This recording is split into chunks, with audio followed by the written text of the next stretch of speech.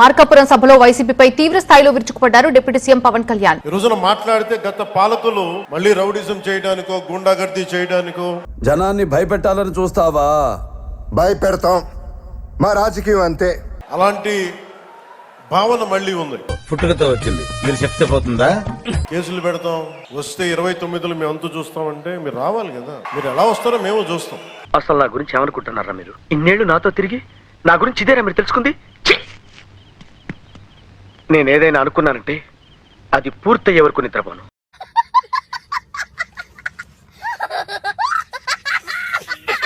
మీకు 151 సీట్లు వచ్చినప్పుడు కదా, నేను 2 చోట్ల ఓడిపోయినప్పుడు కదా మేము ఎదుర్కొని బలంగా నిలబడింది. బాబు బాబు అంటే బాబే. వైసీపీ నాయకుల మీద ఈ రోజు చెప్తున్నాను, వ్యక్తిగతంగా నాకు ఎవరి మీద కక్ష ఉండదు. ఆత్మసాక్షిగా చెప్తా, నాకు ఎవరి మీద కోపం ఉండదు. ఇంత మంచివాడి మీద కంప్లైంట్ చేయడానికి మీకు నోరెలా వచ్చిందయ్యా? మీరు కనుక భయభ్రాంతుల్ని క్రియేట్ చేస్తే దాన్ని ఎదుర్కొనే కదా ఇక్కడ దాకా వచ్చాం.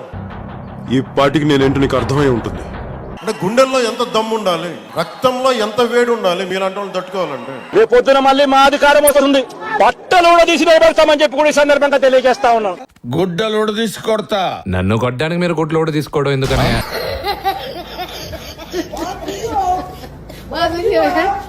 నాకు తెలిసిన సినిమాల నుంచి వచ్చిన వాడిని, సినిమాలో డైలాగులు చెప్పను నేను. గంగమ్మ జాతరలో పొట్టేలు తల నరికినట్ట రప్పా రప్ప నరుకుతాను, మంచిది కదా. ఏంటంటే ఎవరి కాళ్ళు మనం రప్పా రప్పా అనుకుంటుంది తిరుగుతుంటే మనకి పోయినసారి దెబ్బ పడిపోయి. అప్పుడప్పుడు నేను ఎందుకు పుట్టినానా అనిపిస్తుంది సార్. ఇది రియలైజేషన్. ఇటుకలు కోసేస్తాం, మిడకాయలు కోసేస్తాం అంటే కోయడానికి మేమేమన్నా చొక్కా ఇప్పి చూపిస్తామా? నా పరిస్థితి ఏమిటో నాకే అర్థం కావడం లేదు. అయిపోయింది, అంతా అయిపోయింది, ఇప్పుడు ఏం చేయాలి? నేను సినిమాలో డైలాగులు చెప్పడానికి కూడా ఇబ్బంది పడతాం. సింహం గడ్డం తీసుకుంది, మేము గడ్డం తీసుకోలేదు. సరదాగా ఉంటాయి మిమ్మల్ని చీరప్ చేయడానికో సరదాగా చేయడానికి. ఖచ్చితంగా మీరు అద్భుతమైన పాలన చేసి కనుక ఉండుంటే మీరు 11 సీట్లకు వచ్చేవాళ్ళు కాదు. మీరు జగన్మోహన్ రెడ్డి గారు వెళితే వేలాది మంది వచ్చారు హెలికాప్టర్ మీద చూద్దామని. మరి ఓట్లు ఎందుకు రాలేదో మాకు అర్థం కాలేదు కానీ మరి ఓట్లు ఎందుకు రాలేదో మాకు అర్థం కాలేదు కానీ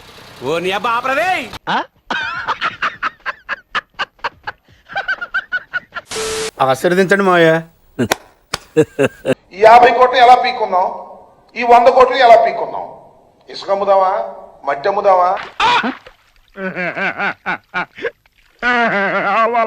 బిల్ షాపులు పెడదామా, లేకపోతే గంజాయి వ్యాపారం చేద్దామా? తప్పు చేయబట్టే కదా మేము 11 సీట్లకు వచ్చాం. ఎక్కడెక్కడ తింగర్ నా కొడుకులు మనకే తగులుతున్నారు. ఇది కక్ష తీర్చుకునే ప్రభుత్వం కాదు, తప్పులు చేస్తే శిక్షించే ప్రభుత్వం ఇది. అన్నయ్య వాడంతా మనలే కదా. ఏంటి డౌటా? అంటే మీరు అరుపులు అరుచుకుంటూ వెళ్ళిపోతున్నారు, వాళ్ళేమో బెదిరిస్తా ఉన్నారు, కోస్తామంటున్నారు. మళ్ళీ వీడేమరు ఆడేడ తిరుక్కుంటూ స్టీరింగ్ నా పుంగికి పెట్టిండు. మీ ఎర్ర జెండా శక్తి తెలియదు వాళ్ళకి. అయ్యి బాబోయ్, అలా భయపెట్టకండి అంకుల్, ఏదో చిన్నపిల్లలు ఇలాగే బ్రతకలేమండి అంకుల్ ప్లీజ్. కడుపు ఖాళీ ఉన్నవాడికి కష్టపడి పని చేద్దాం అనుకున్నాను, మళ్ళీ తిరిగి కోపం తెప్పించుకోండి. పని చేసుకుని తల ఉంచుకొని పని చేసుకుంటూ వెళ్ళిపోతున్నాం.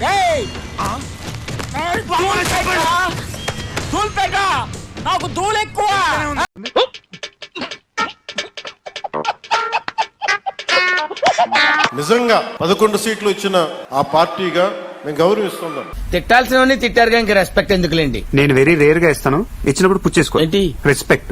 ఇప్పుడు రెస్పెక్ట్ ఒకటైనా దానికి అదనంగా ఇంకేమైనా ఇస్తారు? అంతేగాని మేము కుత్తుకులు కోసేస్తాం, రంపాలు తెస్తాం, రంపాలు పెట్టి కుత్తుకులు కోస్తాం అంటే మీకు తెలుసు కదా. అలాంటి వాటికి తాటాకి చప్పుళ్ళకి మేము భయపడం. నాకు భయం అవుతుందిరా. ఏమైతుందన్నా?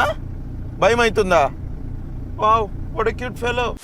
నాకు గౌరవ ముఖ్యమంత్రి చంద్రబాబు నాయుడు గారికి కానీ, భారతీయ జనతా పార్టీ నాయకులకు కానీ, నరేంద్ర మోదీ గారికి కానీ చాలా బలమైన అవగాహన.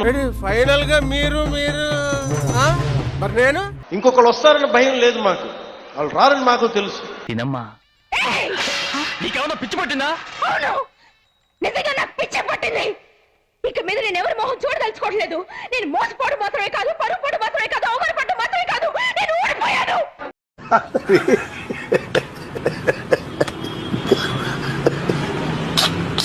అలాగే మీకు గత ప్రభుత్వం మీకు ఏం చేసింది, ఎలా ప్రవర్తించారు మీ అందరికీ తెలుసు. చూసాను చూడటం కాదండి మీరు చెయ్యాలంతే. మీరు ట్రై చేస్తారన్నారంటే అది ఓకే అయిపోయినట్టే.